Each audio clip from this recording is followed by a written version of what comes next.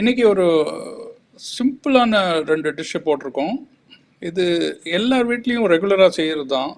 But அந்தந்த வீட்டில் அதுக்கு ஒரு ஸ்பெஷல் டேஸ்ட் வரும் இல்லையா, வீட்டில் இருக்கிறவங்களோட கை மனம் அப்படின்னு சொல்லுவோம். அந்த மாதிரி இது ஒரு சேமியா பாயசம் அண்ட் சேமியா உப்புமா. பாயசம்னா அந்தந்த வீட்லேயும் ஒரு ஒரு விதமாக இருக்கணுங்க.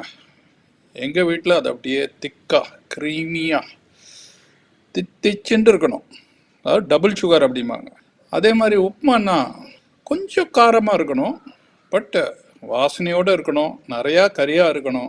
அப்புறம் அதை விட எல்லாத்துக்கும் மேலே உதிரி உதிரியாக இருக்கணும். நான் சொன்ன மாதிரியான ஸ்டைலில் தான் கீதா பண்ணுவாங்க. அவ்வளோ நல்லா இருந்துச்சு. அவங்க எப்படி செய்கிறாங்க அப்படின்ட்டு பார்த்துட்டு நீங்களும் உங்கள் வீட்டில் ட்ரை பண்ணி உங்கள் ஃப்ரெண்ட்ஸ் ரிலேட்டிவ்ஸ் எல்லாரோடையும் சேர்ந்து சாப்பிட்டுட்டு உங்களோட ஒப்பீனியனை ஷேர் பண்ணுங்கள். தேங்க்யூ.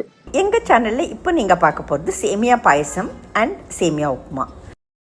சேமியா பாயசம் அப்படிங்கிறது ஜென்ரலாக ஒரு ஃபெஸ்டிவல்க்கோ ஒரு ஃபங்க்ஷனுக்கோ பண்ணுறச்சே முதல் நாளே அந்த பாலை நம்ம சுண்ட காய்ச்சி அதை குங்குமப்பூ ஏலக்காய் பொடி போட்டு ரெடி பண்ணி வச்சிட்டோன்னாக்கா அந்த சேமியா பாயசம்ங்கிறது ரொம்ப ரொம்ப குயிக்காக நம்ம தயாரிச்சிடலாம்.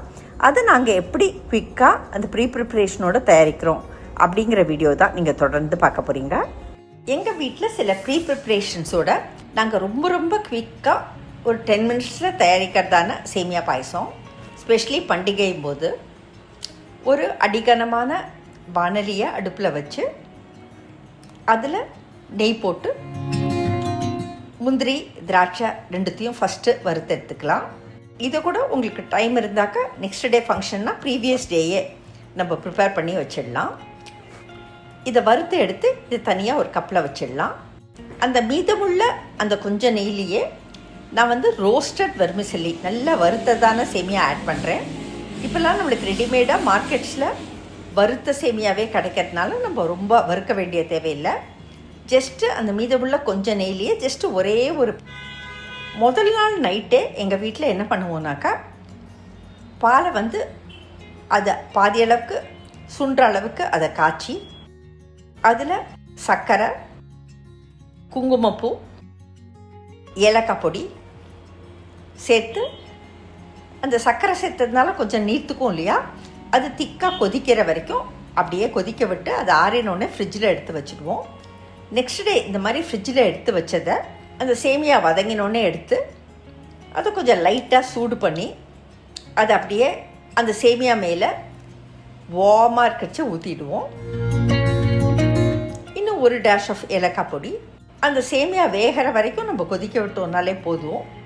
ரொம்ப ரிச் டேஸ்ட்டோட அப்படியே க்ரீமியாக நம்மளுக்கு இந்த பாயசம் ரெடி ஆகிடும். ஸ்பெஷலி ஃபங்க்ஷன் போதோ ஒரு ஃபெஸ்டிவல் போதோ நிறையா வேலை இருக்கச்சே இந்த மாதிரி முதல் நாள் நைட்டே நம்ம டைம் இருக்கச்சே பாலை சுண்டை காய்ச்சி சர்க்கரை சேர்த்து அது நீர்த்த உடனே திருப்பியும் அதை கெட்டியாக காய்ச்சி ஏலக்காய் பொடி குங்குமப்பூ போட்டு வச்சிட்டோம்னாக்கா நல்ல சூப்பர் கலரும் நம்ம பாயசத்துக்கு கிடைக்கும். நம்மளுக்கு வேலையும் ரொம்ப குவிக்காக முடிக்க முடியும். ஜஸ்ட்டு அந்த சேமியா இந்த பாலில் வேகிறதுக்கான டைம் தான் நம்மளுக்கு தேவை. ஸோ நடுப்புற அப்படியே கலரி விட்டுட்டே இருக்கலாம் அந்த சேமியா வெந்து வர வரைக்கும். இப்போ சேமியா நல்லா வெந்து வந்தாச்சு. அப்படியே ஒரு ரிச் கலரோட நம்ம முதல் நாள் நைட்டே நம்ம அது குங்குமப்பூ போட்டு திக்காக காய்ச்சின பால்ங்கிறதுனால நம்மளுக்கு கிடச்சிருக்கு. வறுத்த முந்திரி திராட்சையை தூவி நம்ம சர்வ் பண்ணோன்னாக்கா ரொம்ப ரொம்ப குயிக்காக ரிச்சான சேமியா பாயசம் அல்லது வர்மிசெல்லி பாயசம் தயார். அடுத்தது நீங்கள் பார்க்க போகிறது சேமியா உப்புமா. சேமியா உப்புமா எப்படி உதிரி உதிரியாக தயாரிக்கலாம் அப்படிங்கிற வீடியோ தான் இந்த டிப்ஸோட, ஸ்பெஷலி ஃபார் பிகினர்ஸ். நிறைய வெஜிடபிள்ஸ் போட்டு உதிரி உதிரியாக ஒரு யூனிவர்சல் ஃபேவரட்டான சேமியா உப்புமாவை எப்படி தயாரிக்கலாம் அப்படிங்கிற வீடியோ தான் நீங்கள் பார்க்க போகிறீங்க. எங்கள் வீட்டில் உதிரி உதிரியாக நாங்கள் தயாரிக்கிறதான சேமியா உப்புமா, முதல்ல ஒரு பேனில் கொஞ்சம் தண்ணி போட்டு தண்ணி அப்படியே நல்லா கொதிக்கிறச்சே அதில் ரோஸ்டட் வெர்மிசெல்லி நல்ல வறுத்த சேமியாவை தேவையான அளவு போட்டு அது ஒரு 3 to 5 மினிட்ஸ் கொதிச்சா போதும். இன்னொரு பாத்திரத்தில் ஒரு மெட்டல் ஸ்ட்ரெயினர் அல்லது உலோக வடிகட்டி போட்டு வச்சு நம்ம நல்லா அந்த கொதிக்க விட்டதான அந்த சேமியாவை அந்த தண்ணியோடையே அப்படியே அந்த உலோக வடிகட்டி மேலே போடலாம். தண்ணியெல்லாம் கீழே இறங்கிடும், மேலே சேமியா இருக்கும்.